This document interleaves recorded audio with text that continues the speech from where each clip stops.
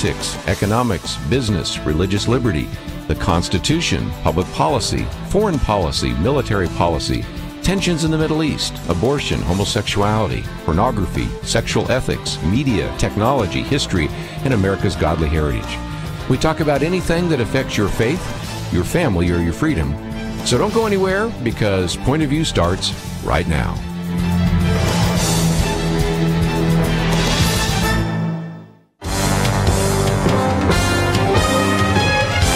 Across America, live, this is Point of View.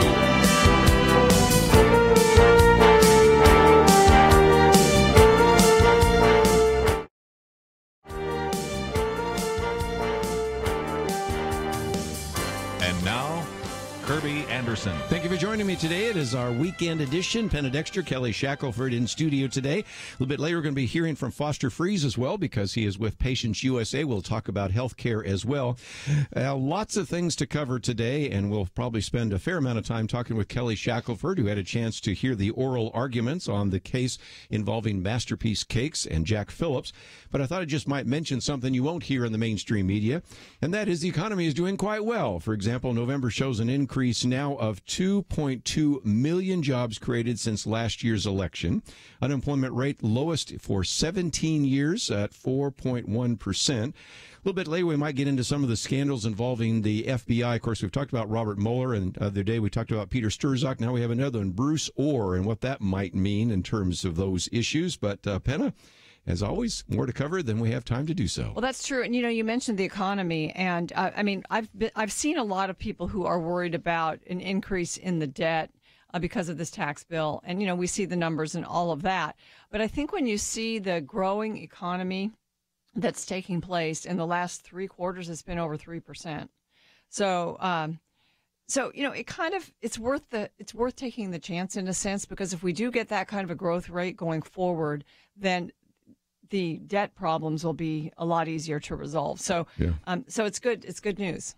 Well, Kelly, how about I say happy birthday to you and to you as well. Yeah, there we go. This is their birthday week. Yeah, Penna, Dexter. This is my present, and you can hold yours up as we come to you. Open them. No, you can open them. Yeah, we will probably as we go along. Mine's better than yours. Yeah, probably is. And we'll open them before the end of the program, maybe. But I wanted to get your comments. You were there before the oral arguments where Jack Phillips and Masterpiece Cakes were on display. So what are your thoughts? Because we've all wanted to know what you think. Well, I went in feeling like we had about a 10% chance. I thought this was not a wise time to appeal this issue. Justice Kennedy has been the swing vote on every LGBT decision. He has written every major LGBT rights decision, including same-sex marriage decision on Obergefell, all the way back to Romer many, many years ago. And he's been pretty extreme on the issue. And so the idea that, you're going to bring this up, I don't think most people who are aware of the court, knowledgeable, who are up there, thought this was, going to go well. Yes. And it started out that way. When, the first people to argue were on behalf of the Baker, Christian Wagner, and then the Solicitor General of the United States, who I know he's done cases with us a number of times before he was Solicitor General. He's a good guy. And during that, Kennedy said something which kind of, let us know where he was coming from at the time, and it wasn't good, which was he said to the Solicitor General, he essentially said, look, if I rule your way for the cake baker, then what if, they decide, okay, we don't have to make cakes, and a boycott has started across the country. And all across the country, you have people banning, just saying we're not going to make cakes for gay weddings. And all these LGBT people will be discriminated against all over the country. So would you be happy if that's what you cause? And it was really a kind of a negative tone. And I was like, oh, no, this is not good. There we go. And it was what I was expecting a little bit.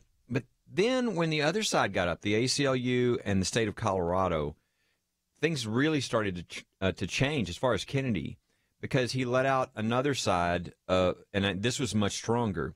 And that is, he started with, there is a quote that's in the record from one of the commissioners where he said, essentially, I am so tired of religious people covering their bigotry with their religion. and he's called it despicable. So he basically said religious people are despicable if they don't agree with me. Kennedy mentioned that and said to the attorney for Colorado, I want to know if this has been revoked, this statement has been renounced. And the attorney said, well, no, not that I'm aware of. And he said, well, would you like to renounce it now? And the attorney said, well, I would have advised my client not to say that. And boy, that wasn't the answer. And then Kennedy started going into him saying, you know what?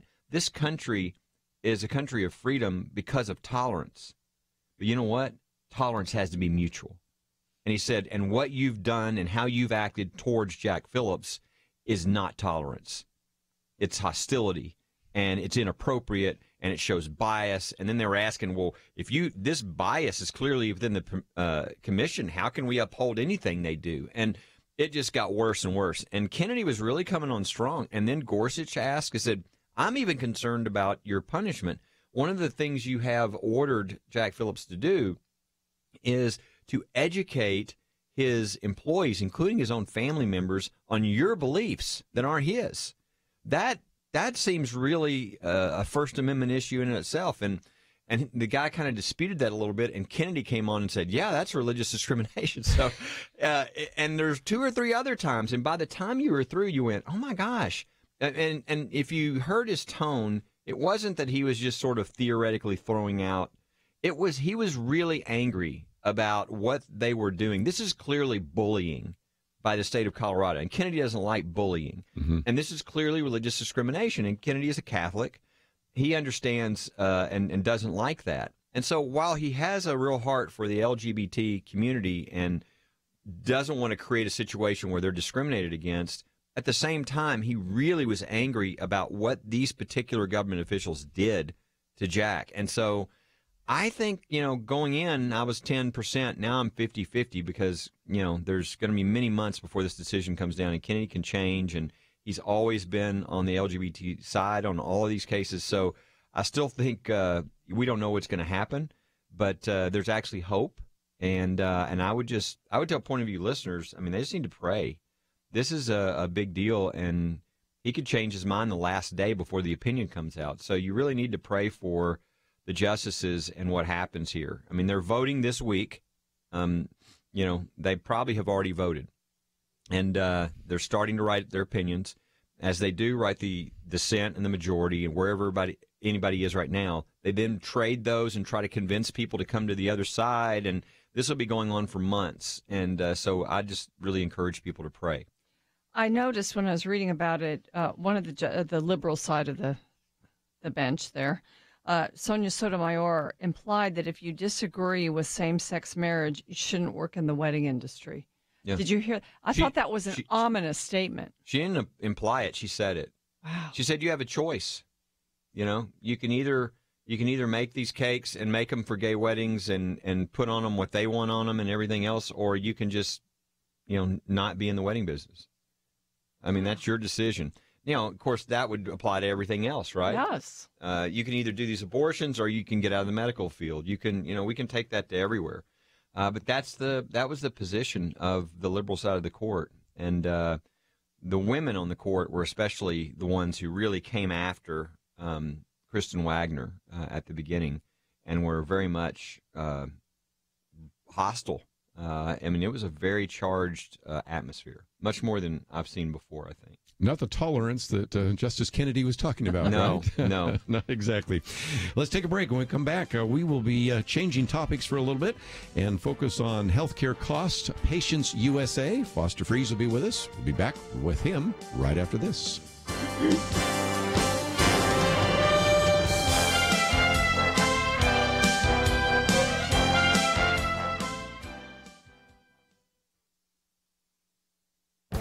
This is Viewpoints with Kerby Anderson. Many members of the millennial generation think they're special. At least that is the conclusion of a recent study of college students. One newspaper report on the study put it this way. If you ask a college freshman today who the greatest generation is, they might respond by pointing in a mirror. The study of college students documented young people's unprecedented level of self-infatuation. Psychologist Jean Twenge found that over the last 4 decades of research on college freshmen, there has been a dramatic rise in self-confidence. For example, they describe themselves as above average in academic ability and in their personal lives. The problem is that there is a stark disconnect between their opinions of themselves and their actual ability. She's found that students suffer from what she calls ambition inflation. As their ambition increases, it reaches levels of unrealistic expectations. She has also found in another study that there has been a 30% increase towards narcissism in students since 1979. The changing culture is part of the reason for this dramatic change. She explains our culture used to encourage modesty and humility and not bragging about yourself. If someone did that in the past, we call that person stuck up or conceited. Today, the culture often rewards such attitudes and behavior. I would also argue that social media encourages and accentuates this trend. Students posting pictures of themselves on Facebook and Instagram, uploading videos on YouTube, and leaving numerous comments on Twitter receive positive feedback for such behavior. These technologies provide additional vehicles to feed their narcissism. These studies remind us that this generation needs guidance from pastors and parents so that they can apply biblical principles of success, humility, and self-image. I'm Kerby Anderson, and that's my point of view. Take Kerby and the Point of View team with you on the go with the Point of View app. Search for Point of View Radio at the Apple or Google Play stores.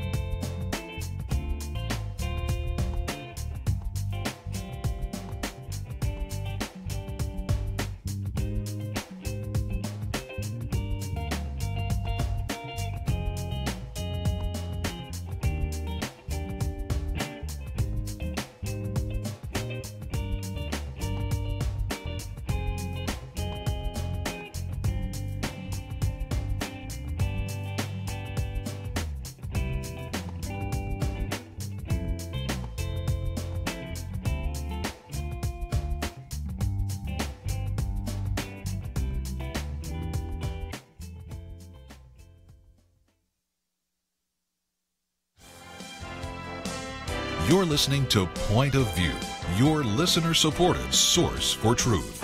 Weekend edition, Penna, Dexter, Kelly, Shackelford, and we are now joined by phone by Foster Freeze. We have a link to patientsusa.com. We'll explain that in just a minute. Foster Freeze has been with us on a number of different occasions, and oftentimes when we talk about health care, we recognize that sitting around the table, you have the insurance companies, you have the doctors, you have the hospitals. There's one empty chair, and it's for the patients. And as we've documented on this program, if we just got something like price transparency, we'd be able to make wiser choices. So, Foster Freeze, thank you for joining us today here on Point of View.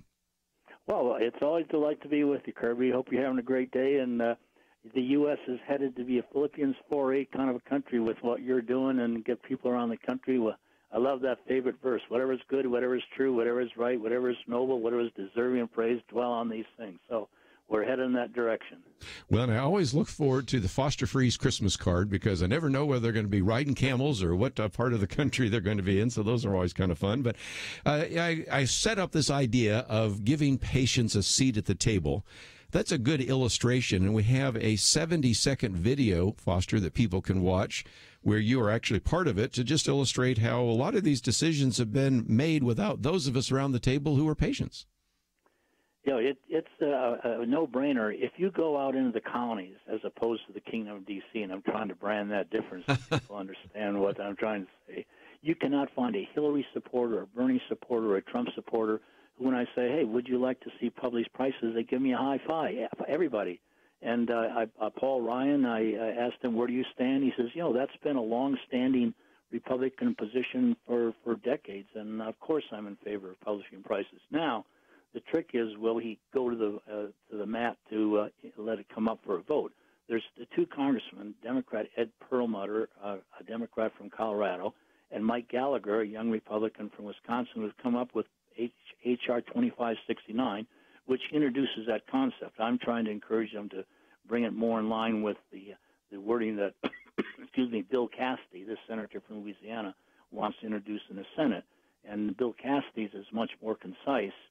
Quote, all providers of healthcare services and products, hospitals and doctors and everyone, are required to publish prices at the point of sale and on the Internet by April 15th or April 1st, notwithstanding any existing federal regulations.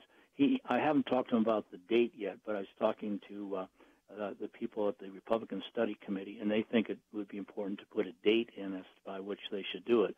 So if we can get, I'd like to get Cassidy's version in the Senate and the H.R. 2569, which I think is a little bit too verbose for what we need right now, and have them consistent going in.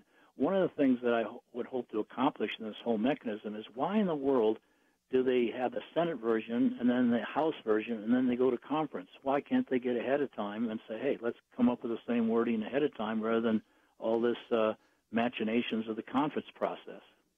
Foster, this is Penna Dexter. I'm so glad you're with us. How has the medical industry gotten away with not publishing prices? There's no other industry that gets away with that for long. Why are they special? Why has this been the case for decades? Well, how many dollars do you think the patients have put into lobbying and into the Kingdom efforts? I don't think any. There isn't, as far as I know, until Patients USA came along, anyone who really is an advocate for the patients. However, if you look at the $518 million that the healthcare industry spent in 2016 alone in lobbying, that might be part of your answer. Dan Martin, who's chairman of the board of the Cleveland Clinic, has become a golf pal through an unusual set of circumstances. And I said, Dan, I want you to make sure you know what I'm doing because I don't think hospitals are going to like this. There's going to be some pushback. In fact, a similar bill in Wisconsin has had big pushback from the healthcare people there, and also in Ohio. But I just think that if we can get patients to have enough influence, then we can do it. And Dan Martin said to me, look, I'm with you. I'm not going to be upset with what you're doing because it's time that our industry got in league with the rest of the industries. Foster, good. Yeah, Foster, this is Kelly Shackelford. I know the reason that this would be opposed would be we want to make more money, and so they hire their lobbyists and all this. But that can't be the reason they're giving in their argument. So what do they argue against this? What is the argument you run into when they say why this shouldn't occur and why patients shouldn't know what they're supposed to pay and what these things cost?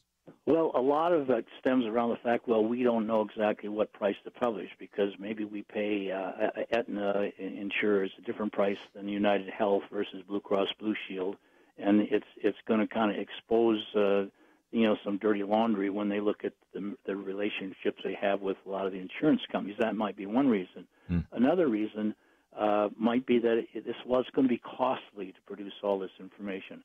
I'm told, and have not yet verified, that the Obama administration required all these prices to be submitted to the government. So it's probably stuck in some government website already, and they already have gone through the effort of coming up with all these prices. So I think that's, and Tom Tillis, the senator from South Carolina, I believe, he said, well, I'm not sure I want to put more government regulations to require them to do that. So there's that libertarian idea. Let's leave people do their own thing. But it's going to happen. It's just a matter of how many of your listeners will take the time to go on to patientsusa.com, get the message, and then forward it on their list. We could be able to have millions of people. When you think about it, Kelly, there are far more patients than there are Democrats and Republicans put together. So this could be another opportunity to do something more than just move the health care debate down the field, and that is to increase civility. If we can get people out here in the colonies with such diverse political perspectives, Hillaryites, Bernieites, Trumpites, all to agree on something, that begins a very nice precedent. Say, hey, look, if we out here in the colonies could come up with that, we're going to force the kingdom people to come into line. And I met with Tom Price for about a half hour while he was still Health and Human Services, and he agreed 100%, as most of my political friends do. There's a huge dichotomy between what the people in the Democrats in the colonies versus the Democrats in the kingdom think. And we really should exploit that so that we can get the Democrats out in the counties to join with everybody to come up with sane policies, not just on health care, but on taxation and all kinds of issues.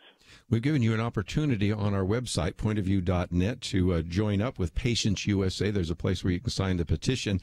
And just before we take a break, and we'll come back and continue our conversation with Foster Freeze, I thought I'd give you some numbers and some talking points. If you go to my commentary I wrote on healthcare costs, which came out just recently, this comes from the Dallas Morning News, and we're broadcasting today from Dallas County. But if you just go north, the three of us actually live in Collin County, and that was interesting because they found that in one hospital, heart bypass costs $241,000, yet the average for all the hospitals in Collin County was $164,000. So almost $100,000 difference. Or if you go to patientsusa.com, Foster, you have one here where it talks about room costs for a baby's delivery range from $1,000 to $12,000. Now, again, most of us would not go out and buy lunch or dinner without knowing what the cost is, right, Kelly? No, I mean, it is ridiculous. I mean, the whole problem we know with the whole healthcare system is that we're not in a free market situation. And this is one of the most basic ways you can start to get back there is if people can see what things cost, then all of a sudden the gig is up on a lot of these things that is going on. And I tell you, the real gig is up that Foster's referencing, and this is what's behind all this, is D.C. and these lobbyists and how it's not about what's best for the people. I just saw, I think it was a couple of days ago, the report that the 5 wealthiest counties in our country are all in Washington, D.C. area. Mm-hmm. That tells you all you need to know. That should never be the case. Yeah. You know, it is a free market, or the goal is a free market in healthcare. I mean, we've all been saying that. And it surprises me. It's a little disingenuous for the libertarians to say that, they don't want to put more regulations on, so that's why they oppose this. Well, really, this would be one of the most free market things they could do, and they claim to be for free markets. Well, let's take a break, and we'll continue our conversation with Foster Freeze. We have one of those mandatory breaks, and I want to hear some more from Foster, but also want to hear from you. So let's open up the phones, 1-800-351-1212. We're giving you some facts and figures, and the second article, of course, you have the first article here about the Colorado cake artist, and, of course, that's one that we talked about with Kelly Shackelford, but the second one that's on our website gives you an opportunity right now to begin to find out a little bit more about Patients USA. There is a 70-second video, which we encourage you to watch. Then click that share button. Put it on your Facebook page. Start a conversation with it. There's a place where you can join up, sign the petition, and there's some other videos for you to watch that you might want to use as well. And those are some things that maybe you can do in a concrete way to make a difference. Let's take a break, and when we come back, we might take some phone calls too. 1-800-351-1212. Foster Freeze will stay with us. Of course, Penna, Dexter, Kelly Shackelford, all that coming up right after this.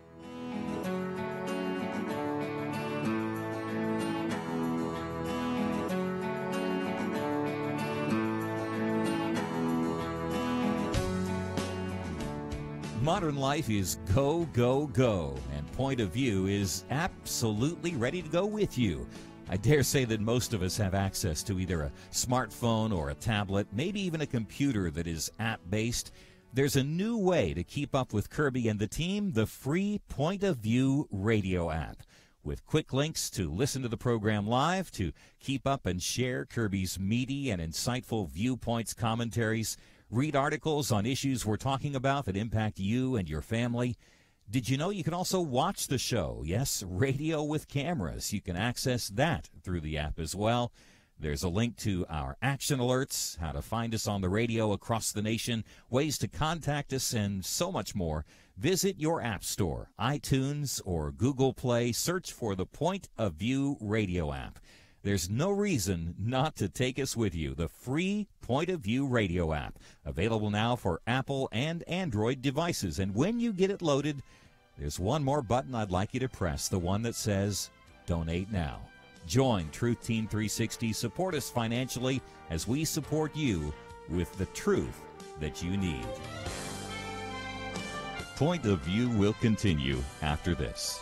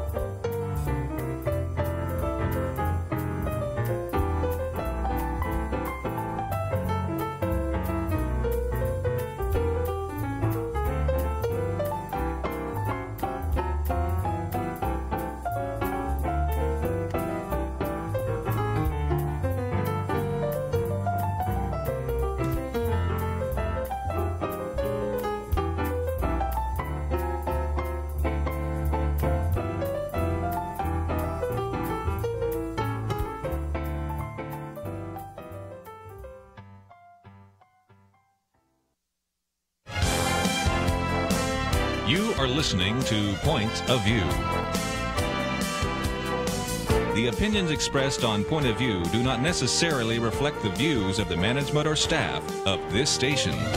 And now, here again is Kerby Anderson. Continue our conversation today. If you'd like to join us, 1-800-351-1212. It is Weekend Edition. And Penna, I thought before going any further, we ought to acknowledge that this week we've been celebrating the 45 years of Point of View. You were on the first couple of days and quoted and even played some clips from interviews that Marlon Maddox did with Margaret Thatcher and Dan Rather. And of course, we've heard about Alan Sears and Steve Forbes and George W. Bush. And when I was on, we had some clips from Oliver North and Lou Dobbs and Mitt Romney and some of those individuals.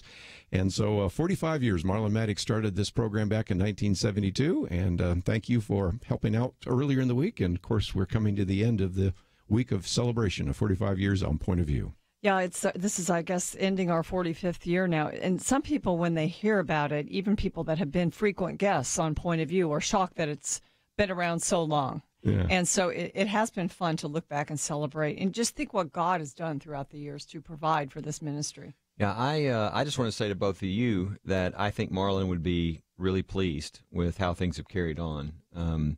I know Marlon was such a special figure to so many of us, and I'm sure a lot of people worried when he left. I mean, how do you replace Marlon Maddox? You can't. You can't. No. But I know Marlon is very happy with how this has continued and what a great job y'all have done. Well, thank you.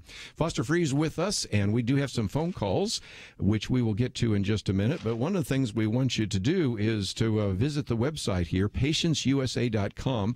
Foster, what would you say in terms of how you could get people involved and what is maybe the next step for some of our listeners?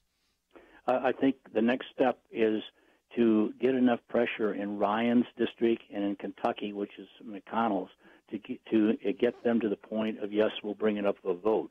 Because we could have thousands and millions of Patients USA people sign the petition around the United States, but if you have 50,000 in California, 10,000 in Iowa, the key thing is to get this concentrated so they will bring it up for a vote. These guys can just stop anything by saying, I'm not going to bring it up for a vote. So Ryan and McConnell are a wall we have to jump over. But before we do that, I'm trying to get Cassidy and the guys in the House to come up with the same wording so that we can tell all of the people who signed up for patientsusa.com when they call their congressman, they have a specific bill they can vote for.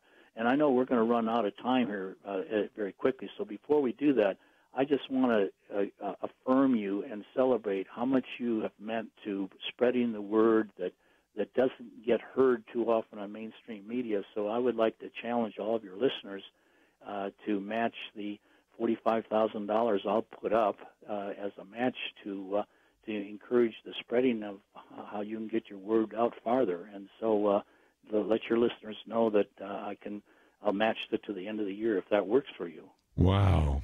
Thank you. That is just amazing. You know, Foster, we really appreciate that. And I do want to ask you about this effort that you're involved in.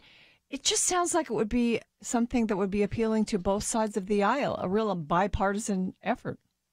Exactly. And there's a congressman running in Minnesota who kind of copied or cloned the coffee challenge I put out I was on Trish Reagan's show, Fox Business News, and then Tucker Smith. And I said, anybody who invites someone for coffee with whom they disagree, I'll send them $25 to cover the expenses. Well, some of the things that came from that were just phenomenal. One guy said, I had a bad deal go south with a fellow 15 years ago, and we haven't spoken to each other. I invited him to coffee. We forgave each other, and now we're civil to one another. And that event in itself was worth the whole effort. And so there's all kinds of things that we can do to promote civility. And by getting people to get this one line of legislation passed brings everybody together. And I had a half-hour meeting with Harry Reid in Las Vegas about 4 days ago, and he admitted that the power of the constituent is a lot less than what it used to be, and the power truly resides in the kingdom.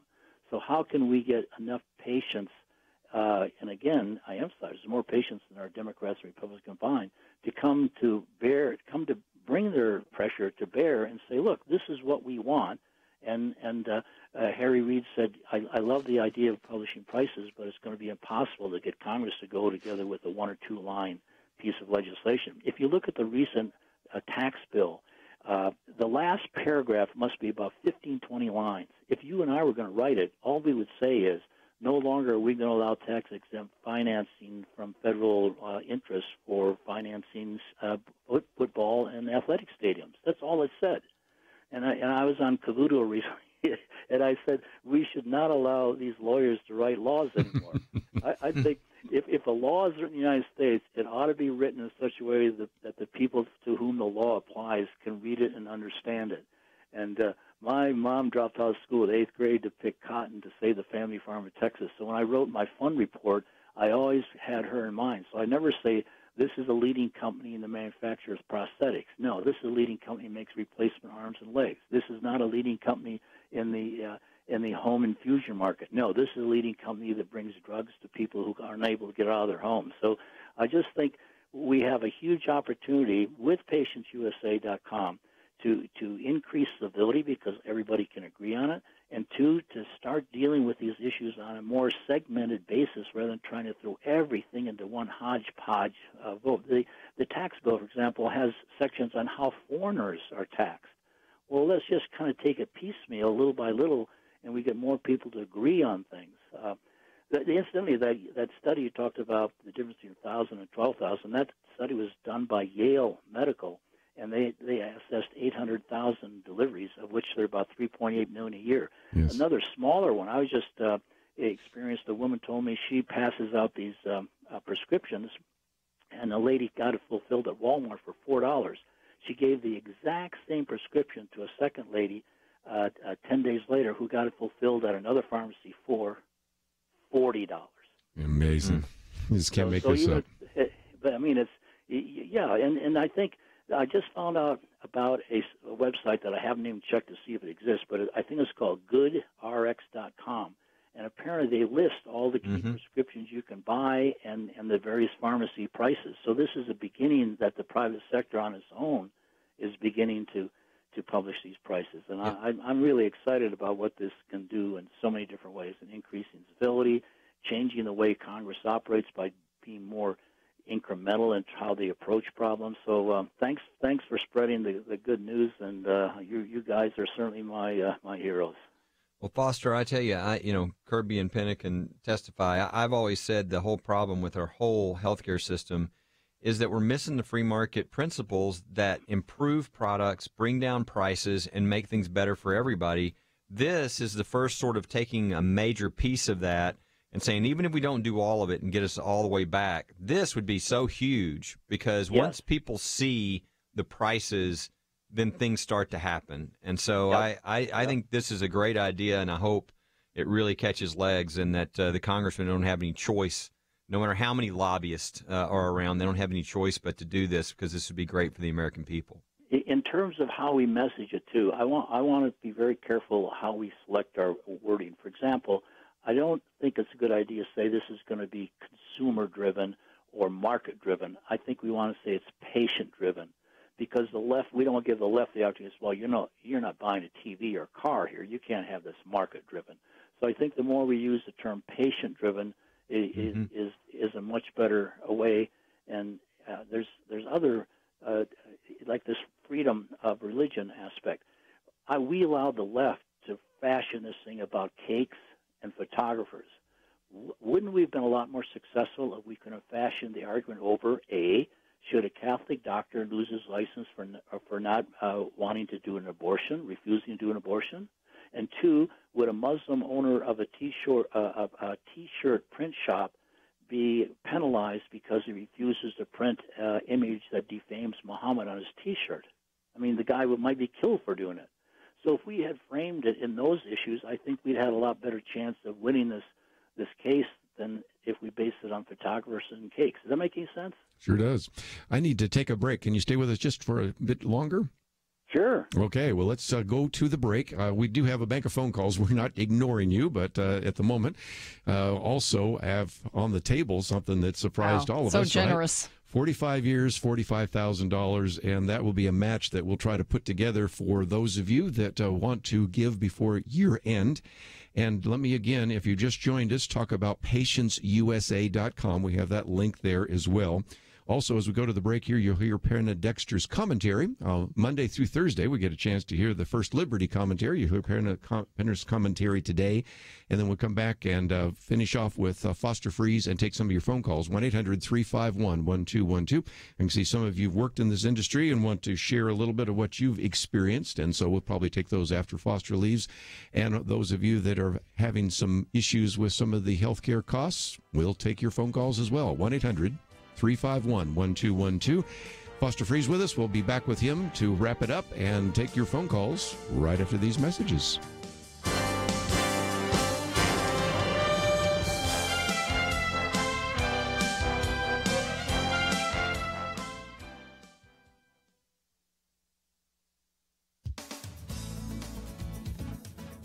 On the last day of November, the President and First Lady switched on the 50-foot-tall National Christmas tree to kick off another Christmas season in Washington, D.C. The President took the opportunity to highlight a campaign promise, his promise that we'd be saying Merry Christmas again. And on that Thursday night, he said it. He told the crowd, "We're saying Merry Christmas again." He said, "Today is a day I've been looking very much forward to all year long. It's one that we have heard and we speak about and we dream about. And now, as President of the United States, it's my tremendous honor to finally wish America and the world a very Merry Christmas." It's not that the Obamas didn't do Christmas. I mean, they had 54 Christmas trees around the White House and grounds one year. The Trumps only have 53. Plus, President Obama often said Merry Christmas in his seasonal address. But early on, the previous administration, in order to make Christmas more inclusive, considered not displaying the traditional creche in the East Room. The idea was shot down, but the point was made. The White House sent out official holiday cards each year with no mention of Christmas. As Family Research Council points out, the Obamas famously wanted a non-religious Christmas. But President Trump says we're in a holy season, the celebration of the birth of our Lord and Savior Jesus Christ. He's still inclusive. Whatever our beliefs, he told the crowd at the Ellipse, we know that the birth of Jesus Christ changed the course of human history. The words Merry Christmas are fighting words because we're in a war. It's a war on the religious nature of America, prosecuted by the secular left. Radio host Dennis Prager, who is a Jew, wrote a couple of years ago that the words Merry Christmas bother the left because they are a reminder of just how religious America is. So let's keep saying it. Merry Christmas. For Point of View, I'm Penna Dexter.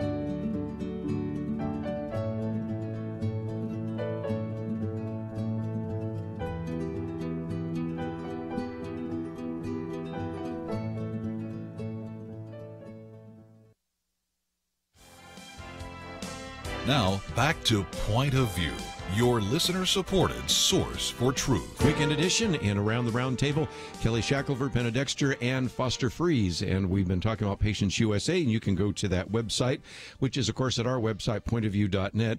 And Foster, just before we let you go, first of all, we've got to say thank you for an incredible gift, $45,000. And that's a pledge and a challenge, which we will follow up with after you leave. But again, let's give everybody their marching orders, because it seems to me that right now we do have listeners in places like Wisconsin and Kentucky. We have some other individuals that are in all 41, I think, of the 50 states here. So what would you say to people that are saying, okay, Foster, what do you want us to do? Well, just hop on, sign the petition, and then send it to every person on the planet that you can. It doesn't hurt if we have people in California and around the country, because if we get enough people, we then can call the shots and have a place at the table along with the insurance companies, hospital companies, and drug companies.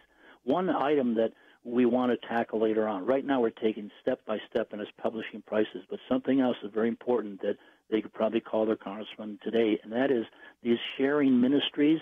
Like MediShare is a giant one. It's mainly for Christians, but there's another one that a Jewish friend of mine found called Liberty, and he got a letter from his insurance company. His premium went to $22,000 a year. He has 4 kids. He only starts collecting money with $9,000. He has a $31,000 exposure for his insurance. And here's the punchline. After taxes.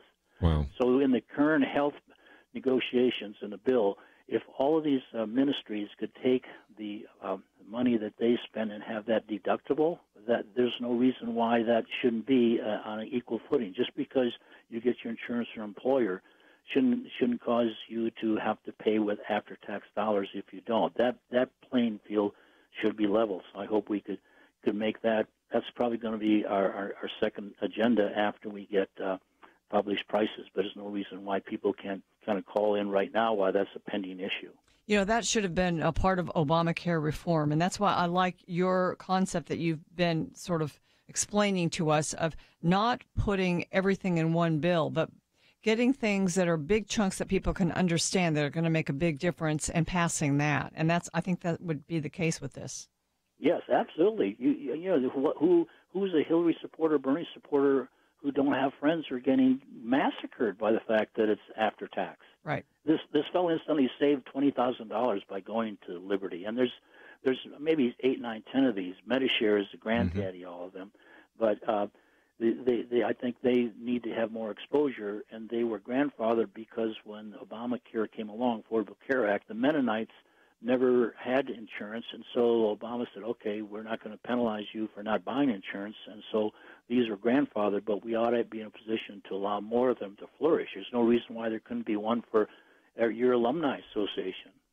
Yes, well, and again, we've had experts from MediShare and Samaritan Ministries and some of the others and talked about that as another alternative as well. So just a lot to cover, but first of all, Foster, let me say thank you so very much for your friendship. Thank you for your very generous pledge and challenge for our listeners, and thank you so very much for joining us today here on Point of View.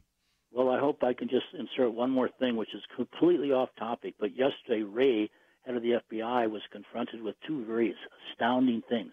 He did not know that there's probably a recording that exists between the Bill Clinton and Loretta Lynch conversation because of a certain program that all government planes are required to have these recording devices. Wow. And secondly, he was asked, why didn't the FBI look at the missing emails that they had on a backup thing called Dado? So they had these missing emails on a backup data called DATTO since September of 2015, and so that didn't get a lot of coverage, I'm sure, but it's a very astounding kind of remarkable thing that why did they not look at that? We talked earlier about the FBI, Robert Mueller, but of course Peter Strzok, we talked about that earlier in the week. I mentioned Bruce Orr, and of course this was another FBI issue. And if you, Kelly, add in the IRS and Loretta Lynch and Lois Lerner and all these others individuals, after a while you do shake your head, don't you? Yeah, this is, it's amazing. I mean, all I can say is it's got to be some sort of protection of God. But every time somebody attacks this president, it tends to end up, the attack returns to them. And so, like the Wikipedia, the WikiLeaks thing today. The CNN thinking they were going to do it, and now it's just blown apart, and it's hurting them, and then the FBI and Mueller. And I mean, it seems like everybody that decides they're going to go after to try to find something when nothing's there, it ends up being that their own house begins to crumble. So I don't know. I'd be careful.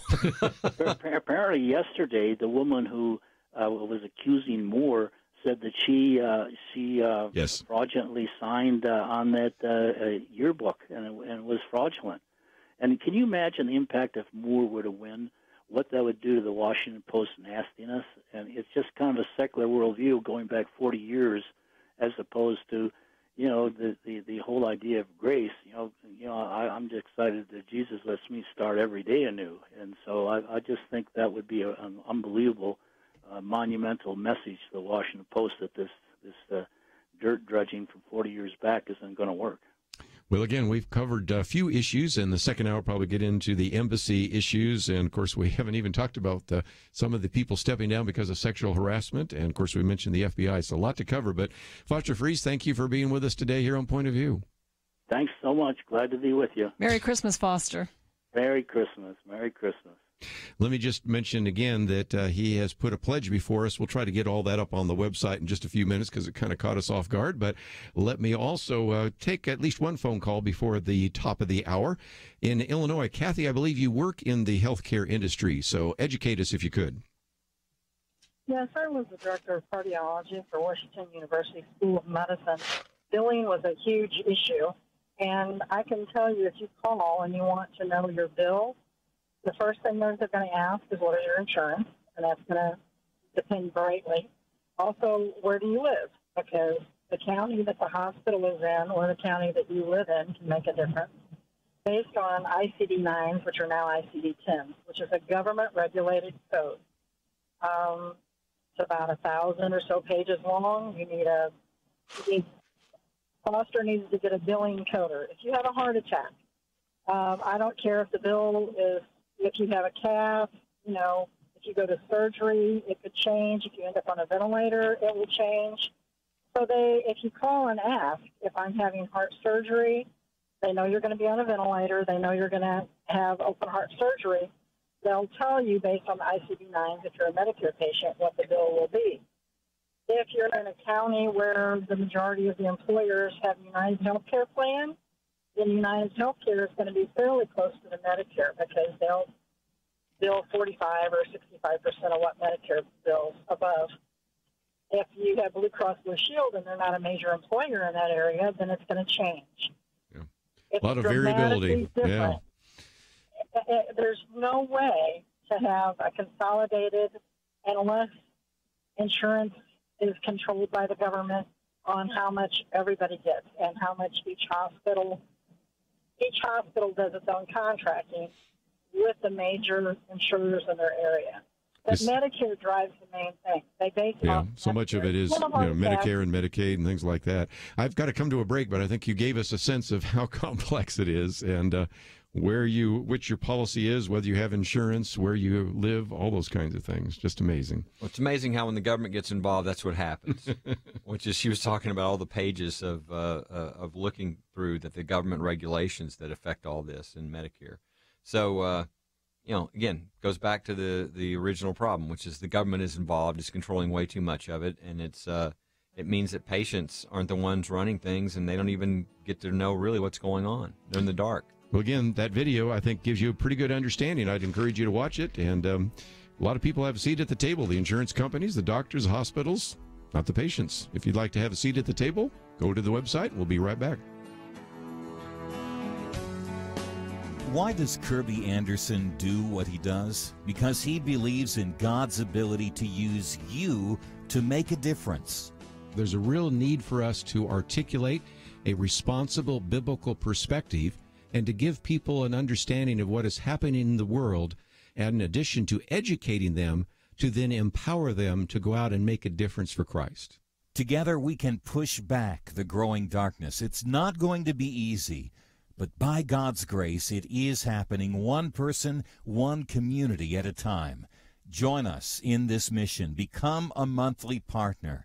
$1 a day, $30 a month will make a huge difference. Or perhaps you can do $100 a month. We need partners of all sizes. We need you.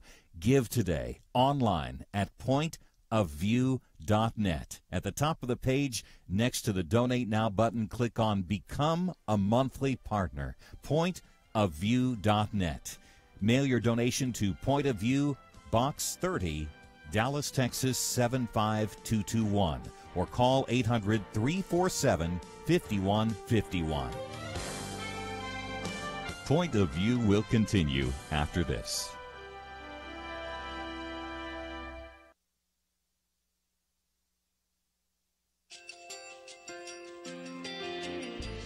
I just want to thank you so much for all the wonderful programming you have. You're just absolutely fantastic. I recently started listening to Point of View, and I really found it interesting because of the different subjects you cover. Thank you for that. I really appreciate everything that you do in keeping us informed. Thank you, Kerby, for everything that you have been doing. I appreciate all the work that you're doing, advocating for the Word of God. Thank you so much. Point of View, I think, is absolutely necessary because it's a Christian perspective, a biblical worldview perspective, and receive very current, up-to-date information about what is really going on, week to week in our culture, which is changing so rapidly, and yet it's morally sliding backwards. Yeah, I'm just, first of all, I thank you guys. Y'all's program is wonderful, and enjoy it every day. I learn so much every time I listen to it. Point of View Radio Talk Show.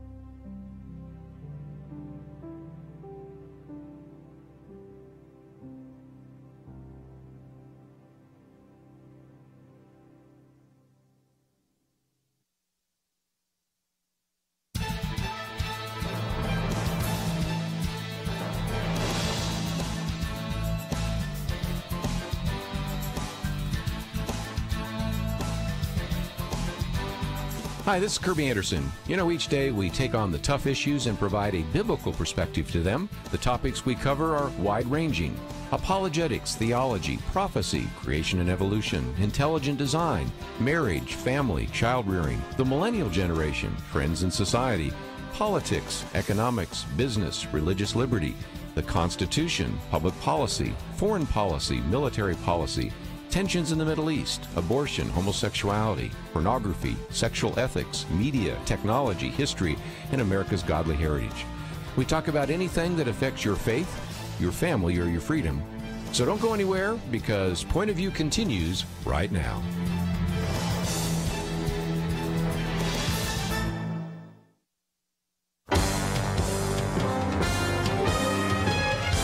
Across America, live. This is Point of View.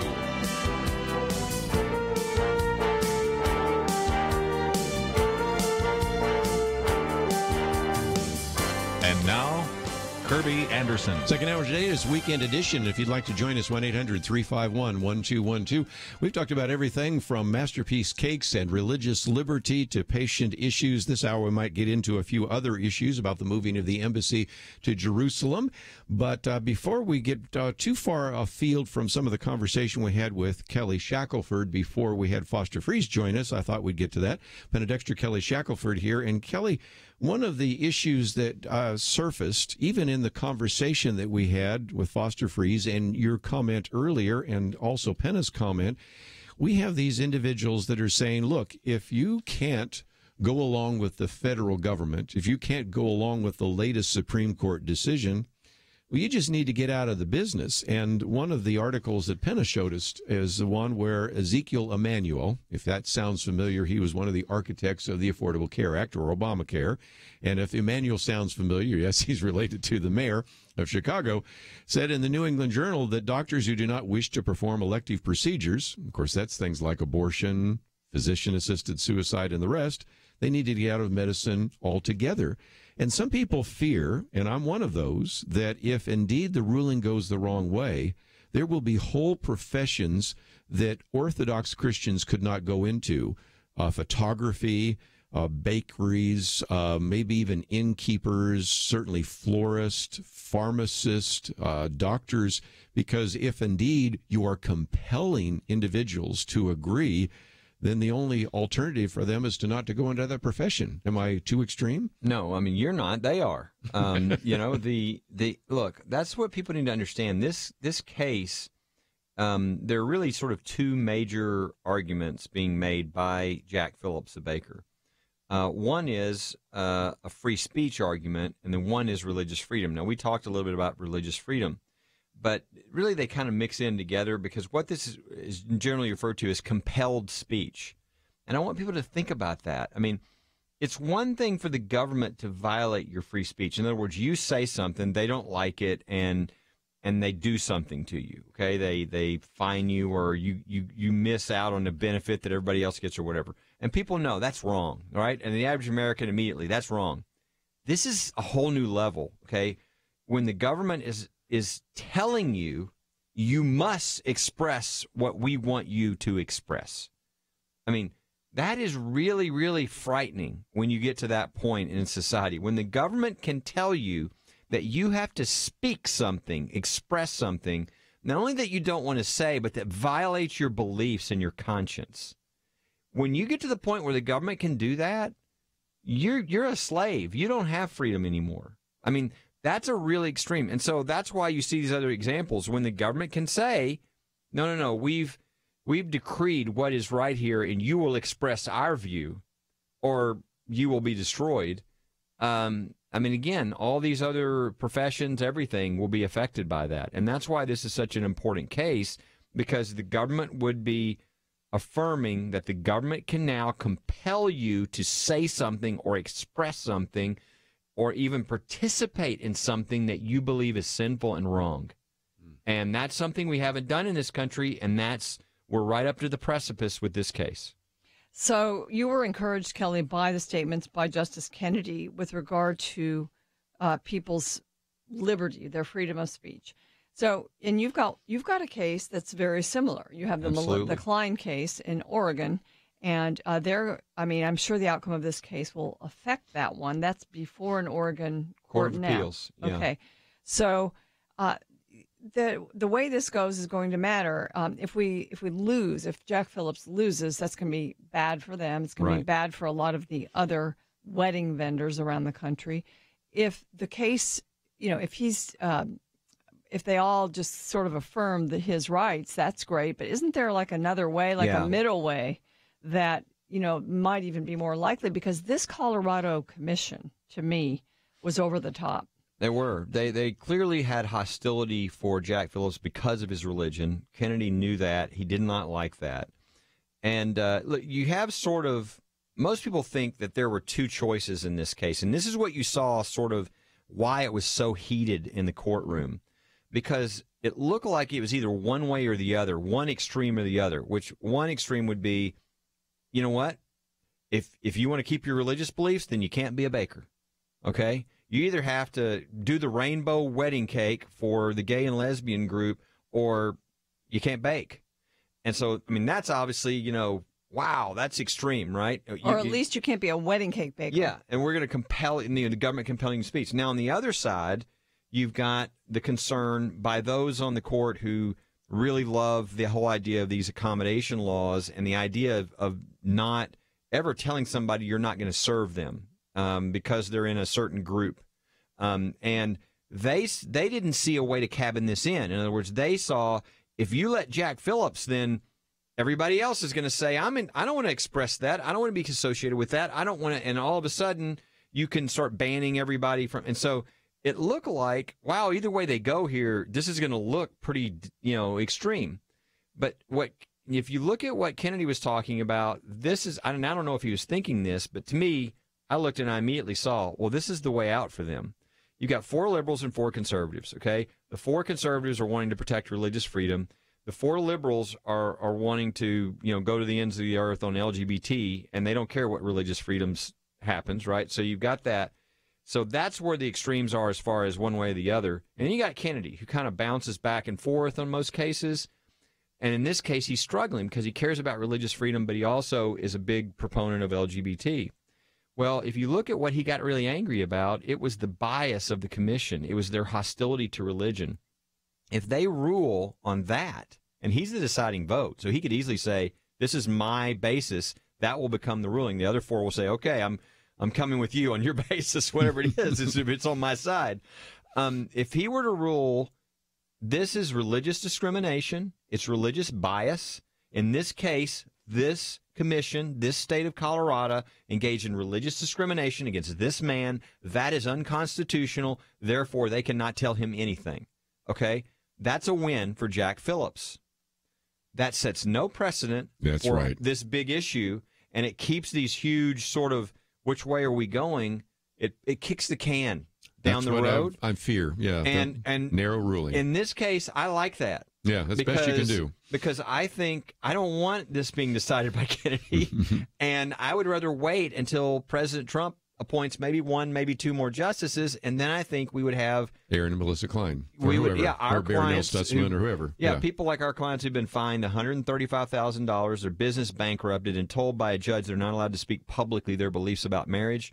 That would be over, and we would actually live in a society where we allowed people to have different beliefs and to respect one another, and not to go into court and say, I'm going to force you to follow my beliefs. So I think that would be a good result, and that is the easy way out for Kennedy, I think. We're going to take a break. We have one of those mandatory breaks, but we do have at least one question about Masterpiece Bakery and the cake case, so we will come back and take that one, and then we may move on to some other issues, because we certainly have some other things to talk about today.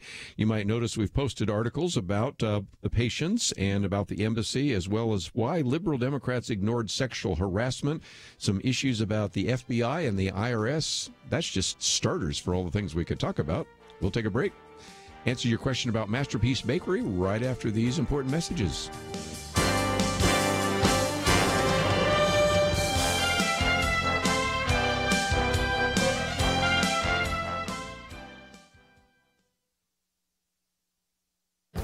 This is Viewpoints with Kerby Anderson. You know, many members of the millennial generation think they're special. At least that is the conclusion of a recent study of college students. One newspaper report on the study put it this way: if you ask a college freshman today who the greatest generation is, they might respond by pointing in a mirror. The study of college students documented young people's unprecedented level of self-infatuation. Psychologist Gene Twenge found that over the last 4 decades of research on college freshmen, there has been a dramatic rise in self-confidence. For example, they describe themselves as above average in academic ability and in their personal lives. The problem is that there is a stark disconnect between their opinions of themselves and their actual ability. She's found that students suffer from what she calls ambition inflation. As their ambition increases, it reaches levels of unrealistic expectations. She has also found in another study that there has been a 30% increase towards narcissism in students since 1979. The changing culture is part of the reason for this dramatic change. She explains our culture used to encourage modesty and humility and not bragging about yourself. If someone did that in the past, we call that person stuck up or conceited. Today, the culture often rewards such attitudes and behavior. I would also argue that social media encourages and accentuates this trend. Students posting pictures of themselves on Facebook and Instagram, uploading videos on YouTube, and leaving numerous comments on Twitter receive positive feedback for such behavior.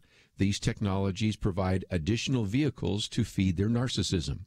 These studies remind us that this generation needs guidance from pastors and parents so that they can apply biblical principles of success, humility, and self-image. I'm Kerby Anderson, and that's my point of view. Take Kerby and the Point of View team with you on the go with the Point of View app. Search for Point of View Radio at the Apple or Google Play stores.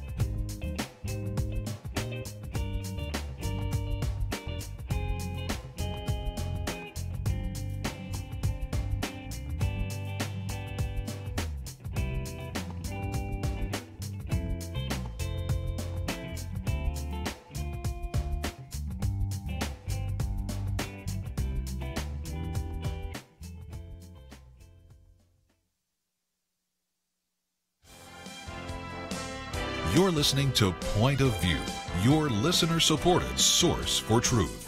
Back once again, if you'd like to join our conversation, 1-800-351-1212. Weekend edition, Penna, Dexter, Kelly, Shackelford. Let's head up to New Hampshire, WSEW. Mark, thank you for joining us today here on Point of View. Hi, thank you for taking my call. Yes, go ahead.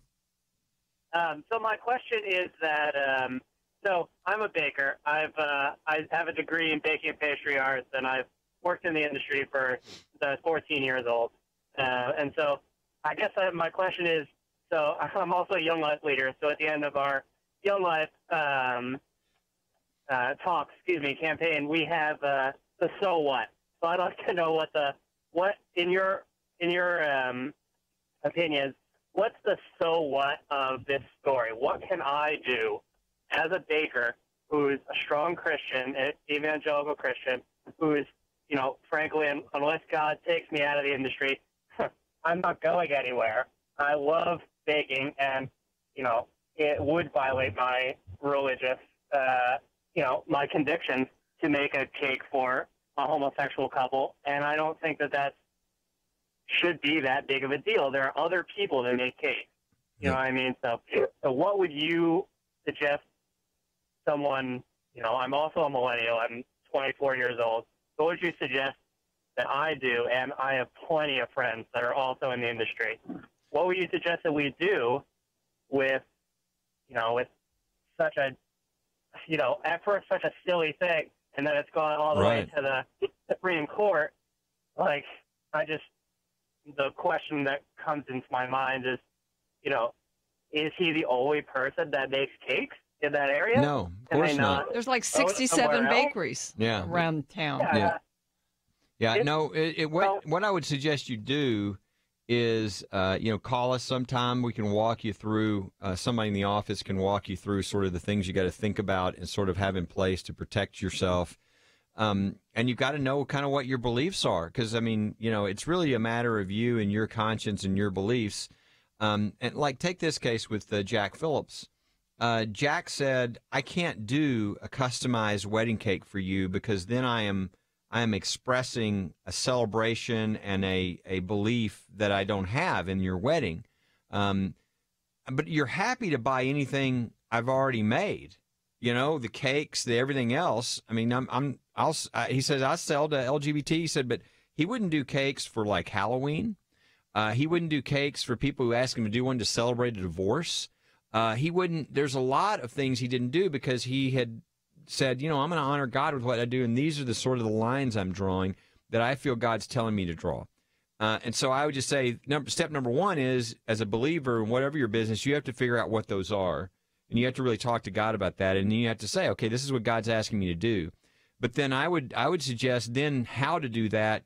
Feel free to call us, and one of our attorneys can kind of walk through it. First Liberty can walk through, what are the things you have to think about? Like, what do your legal documents of your organization say? There's just some basic little things you need to have so that you're protected if you're the next Jack Phillips, or, that somebody decides they want to make you the issue, because that's what this really is. Let's be honest. It's not like, LGBT, couples are having a problem finding somebody making a cake for them. They're trying to find the person who has a religious conviction against it and then make their case like the case. And so if they, somebody finds out you're a believer and you're strong with your faith and you have certain convictions, somebody might want to try to make an example of you and see if you'll fold your faith. And you just need to be ready if that happens. I might just mention, Mark, that the first article here actually links you to First Liberty, and it's about the brief that First Liberty filed because, of course, they've been dealing with Aaron and Melissa Klein out of Oregon. This one, of course, is the case out of Colorado. But I think you might find some benefit on how they made the case.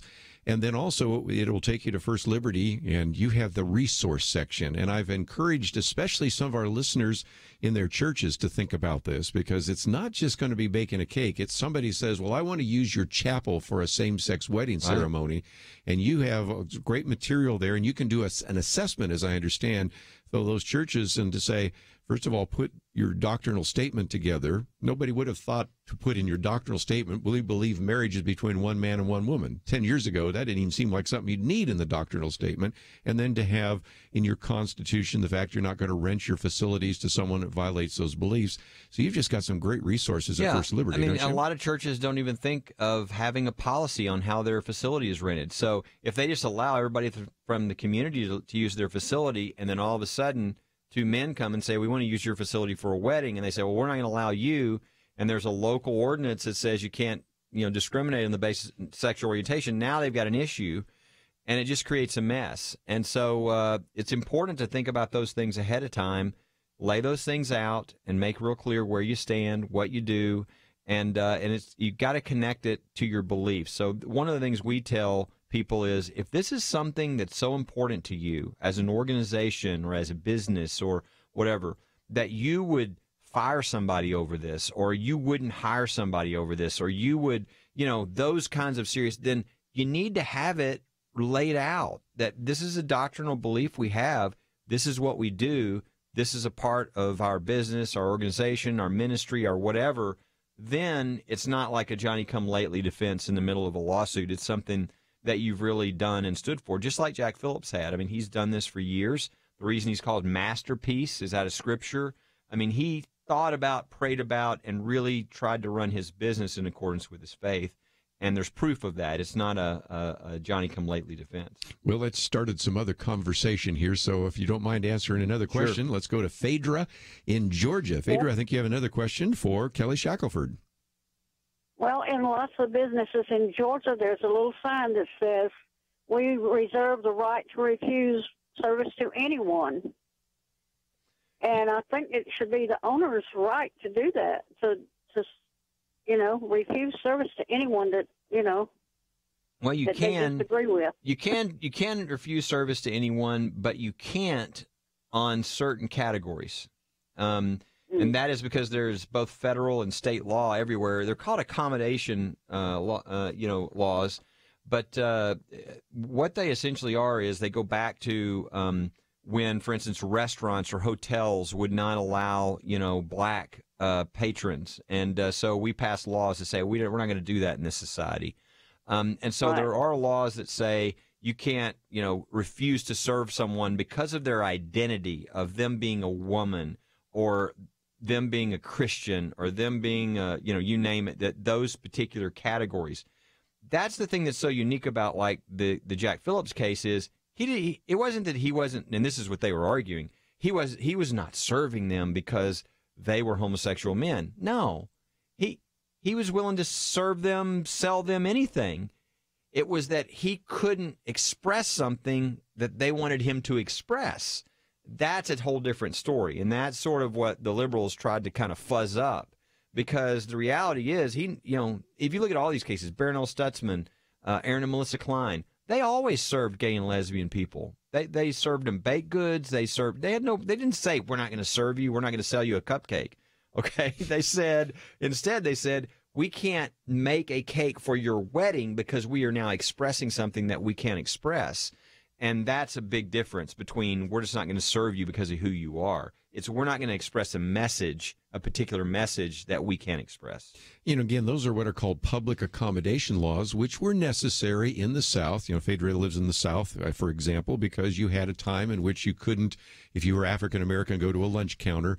But I think we're getting to the point where that's not an issue anymore, but instead these laws, which had a really significant reason to be implemented because you had Jim Crow laws and you had discrimination and you had segregation, you had all those kinds of things, which were there for a time, now are just turning around and being used against people like Barronelle Stutzman and Aaron and Melissa Klein and Jack Phillips, and have really nothing to do with public accommodation, but everything with just using this as a lever to back to your favorite line, compel speech, right? That's right. And that's something we can never allow the government to do. I mean, that's, there's just not any further to go. I mean, when the government can tell you as a citizen, you have to express things that you disagree with and that violate your faith and your conscience, I mean, freedom is gone. Because if they can if they can compel this speech, guess what? They will be able to compel, you might say, well, I don't really care because I don't agree with those guys. Well, you know what? That's not the issue. The government has the power. What you believe, you're now going to be forced in the future to express something you don't believe, or else you're going to be destroyed. And we don't ever want the government to have that kind of power. Let's take a break. And when we come back, if you have any more comments or questions, last half hour open line, we've got some other issues on the table, which we have yet to discuss, and we will do so. And if you'd like to join us, 1-800-351-1212. Well, this is the first time when I say when you click on that donate button, recognize you are going to have a chance to double your donation up to $45,000 because of Foster Freeze in the first hour. So your gift of $50 becomes $100, $100 becomes $200. So click on that button. Let's meet that match. We'll be back right after this.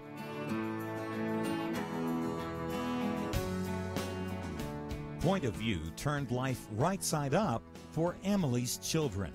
Emily listens in Illinois. She and her husband blissfully sent their children off each day to what she called our small, quaint public school until Point of View led them to watch the documentary Indoctrination. She said, "We came to realize the need for us to educate our children at home. We want their education to be built on the solid foundation of Scripture."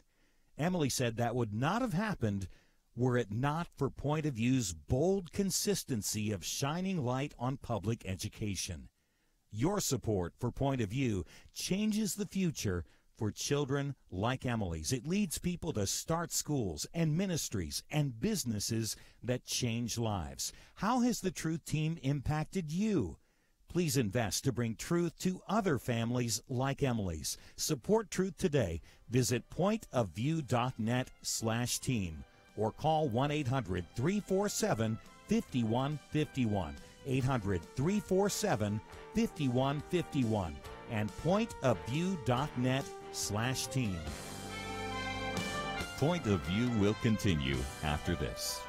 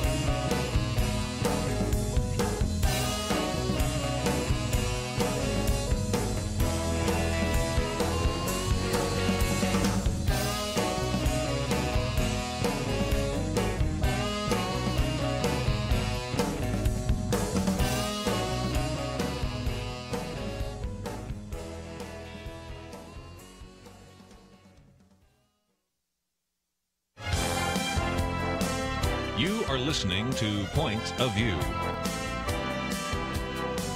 The opinions expressed on Point of View do not necessarily reflect the views of the management or staff of this station. And now, here again is Kerby Anderson. Final half hour. For those of you that were with us during the first part of the program might remember that Penna Dexter actually gave us a present, so I guess we should say what we got. We got the socks. Christmas socks. Aren't these great Christmas but socks? They're for here? your So birthdays. Yeah, their birthday. So they are birthday presents, but I'm going to treat them like birthday and Christmas because they're pretty fun. Okay. And they really look That means I don't Christmassy. have to give you a Christmas That's present, right? good. You've already done more than anybody. We at our age, of course, I'm the oldest one around the table. Sometimes you like to forget your birthday, so And both of us, We're not Kelly, have letting had you, sorry. December birthdays, so that's always been a little more difficult than people that have their birthday in July, right? Yeah, it's a lot of times the December birthdays get ripped off because they get one gift to kind of bridge both Christmas and birthday. Your mom didn't do that to you. No, but the mom's about the only one who didn't do that to me. We know the drill. Anyway, for those of you that wondered, what did Penna give to us? We both got these beautiful socks, which we can wear not only at Christmas, but anytime during the year. Although these ones with the skiers, well, and I would little probably, gingerbread men, I think you wear that this at is Christmas. Okay. Matter of fact, we have an ugly Christmas hat thing that we're doing in our Sunday school class, and I already got my Well, hat. wear It's your an elf socks. hat, so I'll wear this hats and the socks, and we're ready to go.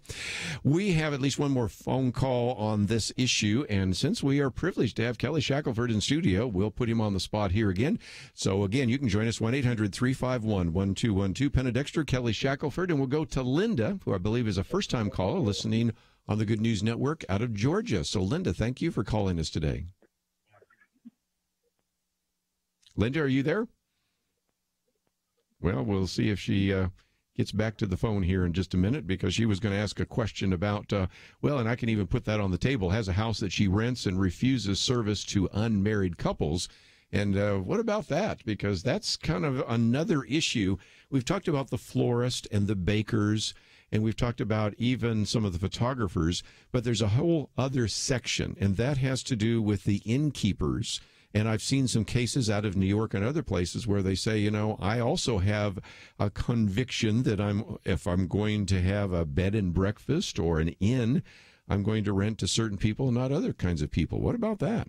Well, they got to be, again, very careful as to what they do and how they do it. And so I would just suggest that if they're going to do something like that, that they better definitely talk it through. Again, people can call First Liberty. But that's something that if there's a lot of these things that if you do them in the wrong way, you're going to get yourself in trouble. If somebody were to sue you, you would have a hard time. And so there's certain things you need to have in the legal documents of your entity that you're probably doing this. Maybe you've formed a business or a corporation or whatever to do this.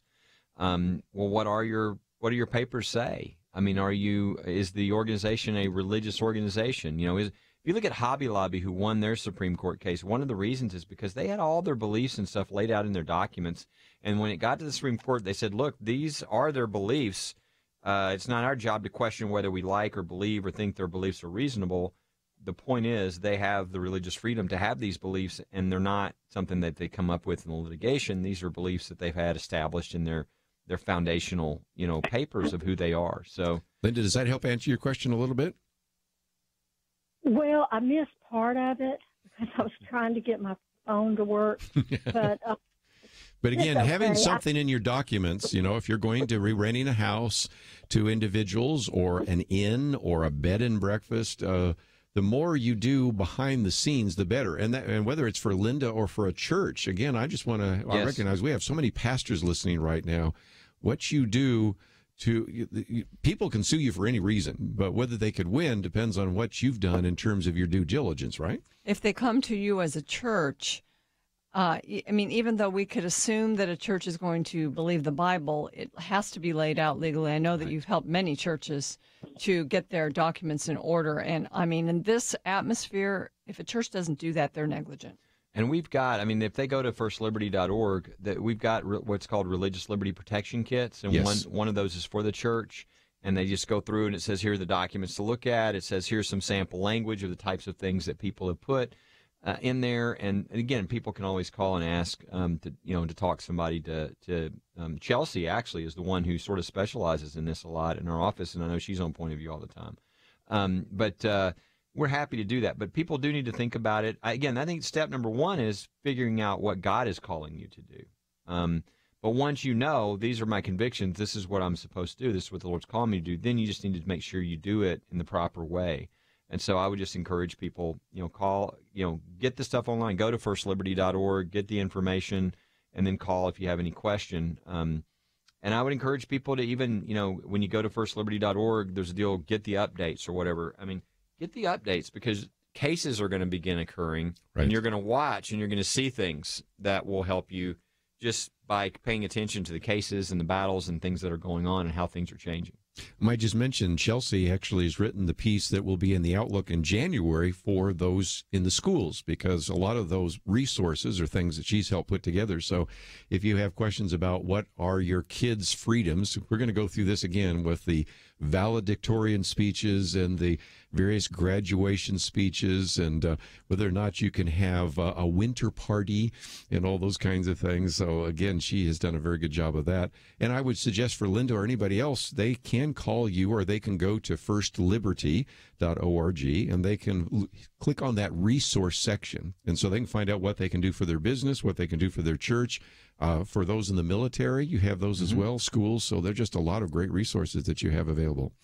We'll take some more calls in just a minute, but I just had to at least talk a little bit about sexual harassment. And the reason for that is we have two fairly powerful individuals in the House and in the Senate that are stepping down. At least the theory is that Al Franken will step down. I wasn't quite sure yesterday after hearing him speak whether he's stepping down or not.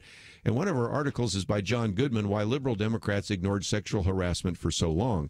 They're all sort of asking and acting right now like, well, I didn't have any idea. And yet John Goodman reminds us that we now know that sexual harassment has been rampant in the places where these individuals have been. Capitol Hill, state legislatures in Hollywood, the mainstream media, some of these liberal opinion magazines. And so when people come out now with a straight face and try to tell us that we had no idea, no, everybody did know. And I think it's important to begin to see that some of these individuals are being forced to step down. Yeah, look, we didn't know doesn't work on the Democratic Party side with Bill Clinton and all that happened there. I mean, it's not a matter of not knowing. It's a matter of what they were tolerating. And this is a problem on both sides, what was being tolerated by people. I mean, this hush money, the funds, paying out taxpayer funds to cover up congressmen. I mean, the stuff that we're finding out is just outrageous. But on the other side, we got to be really careful because it's starting to be that allegations are, right. It's like if somebody makes an allegation, then people resign and, are told they should resign. No, you shouldn't resign because of an allegation. I mean, you really need to know what's true because there's a lot of these things that are being alleged that aren't true. There's, we don't want to create a situation where sort of the Salem witch trials occurs to people right all over the country and good people are besmirched with, just as a way politically to get rid of them. So anyway, I think there's a little bit of, a lot of times we need balance. We need the people who are doing this type of thing to be exposed, but we don't need to take the approach that when somebody makes an accusation, everything's over because I can tell you as an attorney, that's, and Proverbs says it, right? It's like what a man argues, the first you argue sounds right until you hear for the second one. Mm-hmm. And so be careful.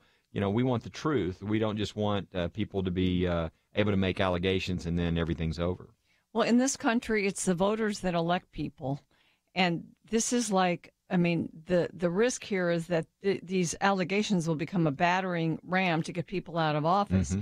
And we're not supposed to have the leadership of the parties be the ones that are saying, okay, for instance, I'm just looking at the Trent Franks allegations over just some talk that offended some people. It wasn't sexual harassment, in my opinion.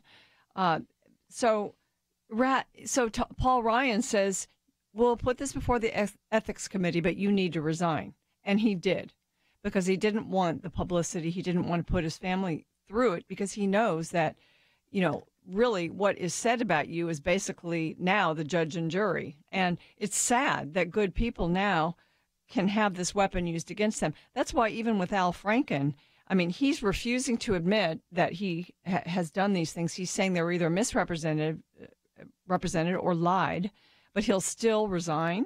That, to me, those two things don't go together. I'm wondering if he will really resign. Yeah, and that was, I don't know, that was so Al Franken the way he did it. I mean, it was, I'm sorry, it was classless. It was, it was just ugly.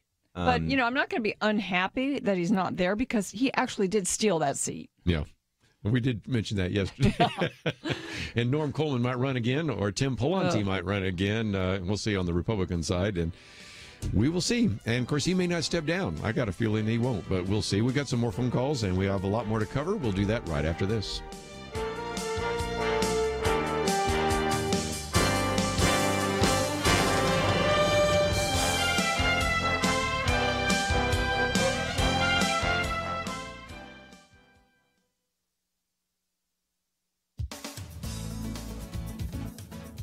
On the last day of November, the President and First Lady switched on the 50-foot-tall National Christmas tree to kick off another Christmas season in Washington, D.C. The President took the opportunity to highlight a campaign promise, his promise that we'd be saying Merry Christmas again. And on that Thursday night, he said it. He told the crowd, "We're saying Merry Christmas again." He said, "Today is a day I've been looking very much forward to all year long. It's one that we have heard and we speak about and we dream about. And now, as President of the United States, it's my tremendous honor to finally wish America and the world a very Merry Christmas." It's not that the Obamas didn't do Christmas. I mean, they had 54 Christmas trees around the White House and grounds one year. The Trumps only have 53. Plus, President Obama often said Merry Christmas in his seasonal address. But early on, the previous administration, in order to make Christmas more inclusive, considered not displaying the traditional creche in the East Room. The idea was shot down, but the point was made. The White House sent out official holiday cards each year with no mention of Christmas. As Family Research Council points out, the Obamas famously wanted a non-religious Christmas. But President Trump says we're in a holy season, the celebration of the birth of our Lord and Savior Jesus Christ. He's still inclusive. Whatever our beliefs, he told the crowd at the Ellipse, we know that the birth of Jesus Christ changed the course of human history. The words Merry Christmas are fighting words because we're in a war. It's a war on the religious nature of America, prosecuted by the secular left. Radio host Dennis Prager, who is a Jew, wrote a couple of years ago that the words Merry Christmas bother the left because they are a reminder of just how religious America is. So let's keep saying it. Merry Christmas. For Point of View, I'm Penna Dexter.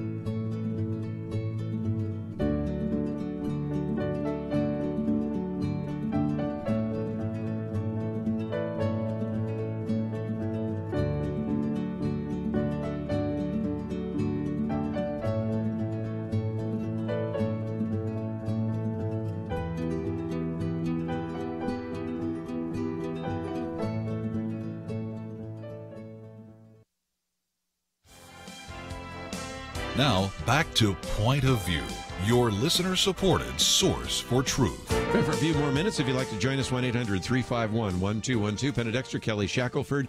And we'll get back to some of the questions that you have. But I thought just real quickly before we leave this idea of sexual harassment, you hear, Kelly, everybody saying, oh, we didn't know. And then we find out there's a hush fund. And on Wednesday, we did have Nick Pitts, who actually has written quite an extensive article about the fact that, first of all, $17 million has been paid out to more than 200 individuals.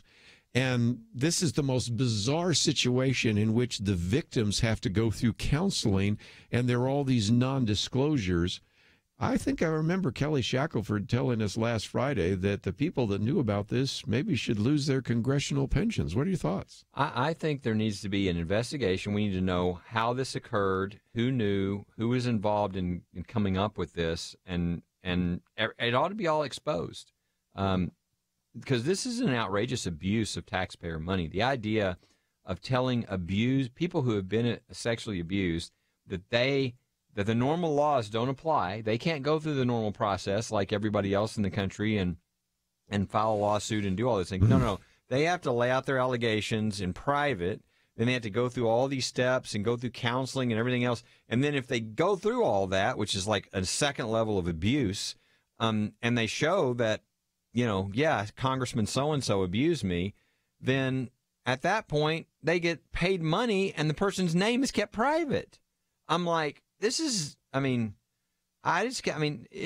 even beyond the imagination somebody would think of this, much less have the gall to do it. And so I think anybody involved with this in any way, they ought to not only be thrown out of office, they ought to lose their pension. They abuse taxpayer money in an incredible way. They ought to lose their taxpayer funded pensions and everything else. This is bad enough. And then I heard a new wrinkle today because I was listening to this little video that was actually a half-hour show that the Daily Signal puts out called Problematic Women. And they've looked at some of the congressional offices where these monies are also separate from this fund, apparently, that constituent funding is also used to pay off people who make allegations. So it even goes, further than that. And I don't know if Nick's looked into that too, but it sounds like this is becoming something with like some tentacles. Oh boy, might have some staying power there, some legs, as they say. Well, let's take some more phone calls because people want to ask some questions, and you are free to do so. Patsy in Alaska, KJNP. Patsy, thank you for joining us today. Well, my question was about the florists and bakers and et cetera. What about civil disobedience? What will happen if they get together and say, we will not do this, if they can do it nationally? For instance, take the Aaron and Melissa Klein case, which we're handling out of Oregon. They fined them $135,000. They could take nothing was off limits. They could take their home, their cars, anything to get the $135,000. Their business is bankrupted. So, that's just done. It's not a matter of whether they agreed with that or not, right? And they've been ordered by the judge, not to say anything publicly on their beliefs on marriage. So, all those things are horrible and they're ridiculous and they're violations of the First Amendment. But it's not like there's anything civil obedience-wise you can do about those things. This is the whole problem. They're being punished for having, their beliefs and not engaging in the government-compelled speech that they wanted them to engage in. Yeah, it would be a massive organizational undertaking, too. I don't think it would be practical. It wouldn't be doable. Yeah, well, you'd have to do it on an individual basis. And that's what these people are doing. They really are somewhat saying, I'm not going to do this. I can't do this. And the problem is now they're saying, how dare you not, express the government's message. We are now going to punish you, fine you, destroy your business, everything else. Let's take a couple more calls, and we were just talking about what was happening in Congress. So Kathy in California, KNLB, would like to address that issue. Kathy, go for it. Yes, they are public servants, and if anybody that gains employment has a record that shows that, we would be fired, or that would be known to those that are employing us. Well, we the people are the employers, so I'm not sure why there's a double standard. Good question. Well, again, one of the concerns I think we have is, didn't we hear somebody saying something about we have the colonies and then we have the, the kings earlier? There is a sense in which there is this idea that Congress lives by a different set of laws and rules. Now, again, let's be fair. There are some places where I think we do want to protect elected officers. You can't sue certain things because you don't want someone bringing a suit every time there's a law passed. But, Kelly, this gets back to some of the reasons that we maybe have gone too far, in which now Congress is so insulated from the American people, and a lot of the laws that they pass, they don't have to live under. And it seems to me that we're coming up to another election season, and I'd be want to know, these individuals that are asking for our support, are you going to pass laws that you're going to live under, or are you just going to pass laws for those of us that are the hoi polloi, and you're going to live under a different set of laws? Yeah, and this hush fund and everybody who participated in that, I think, would tell us something about people. I think that ought to all come out. It ought to all be public of who's involved in this in any way, and I think that'll be an important thing for people to know as well. Maybe we could put that as a question in the voter guides. Yeah. Or the vote scorecards.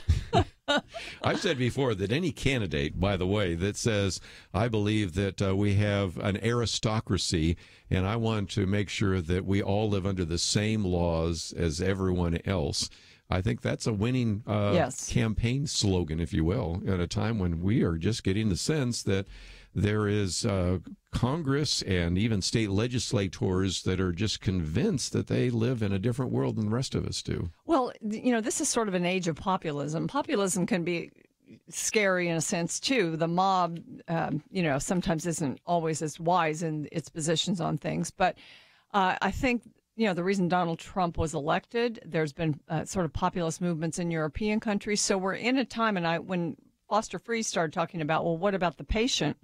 That's the kind of that same idea. I mean, how do all these things affect the people? That's sort of where our country is looking right now. And it's becoming, people are just scratching their heads and say, how do we get here? How do we get to the point where the people aren't considered in making decisions? So, in all kinds of different areas, including this area of sexual harassment and, just these misdeeds, the country is moving back and sort of trying to dig out some of the dirt. And it's there are going to be some casualties. Some innocent people will be casualties, but there's also going to be a lot of probably some reform that will be needed. Well, again, we're just about out of time. Again, happy birthday, Kelly. Happy birthday to both of us. And let me just mention that next week we've got Brian Kilmeade in, and we've got Jeremiah Johnston, and we also have, I'm trying to think of some other individuals. We have, Stephen Mansfield and a few others, and so it's going to be a really good week of programs. But also, just before we wind down, let me just mention something that happened today. If you didn't happen to listen, we had Foster Freeze, and in honor of 45 years of broadcast, $45,000 for our matching fund. So, Penna, thank you Very again nice of him. For covering the show the first couple of days. And certainly this has been a great week in which we celebrated 45 years. So, Kelly, thanks for being a partner with us as well. Happy to do it. And I want to challenge people out there. A lot of people are thinking about their year-end giving. They make those decisions now. Think about Point of View as a place that they support. Obviously, if they got extra after that, First Liberty could use some religious freedom gasoline to fight the bad guys. So, be thinking about as you're making your plans now so that you can do that. And in Point of View's situation, you're going to double your money with the $45,000 matching. I think it's wonderful. And again, we want to thank Foster Freeze and thank you for listening today. Most importantly, we want to thank Andrew and Steve for their help behind the scenes. We'll see you back here on Monday. Point of View Radio has been changing lives for a generation. Listeners have been inspired to apply themselves in all kinds of ways, to stand up as lawyers defending the Constitution and freedom, to start Christian schools, training up a new generation, to launch ministries on college campuses, even to run for and serve in Congress. So again, what are you doing to make a positive change? One way to start today is to join the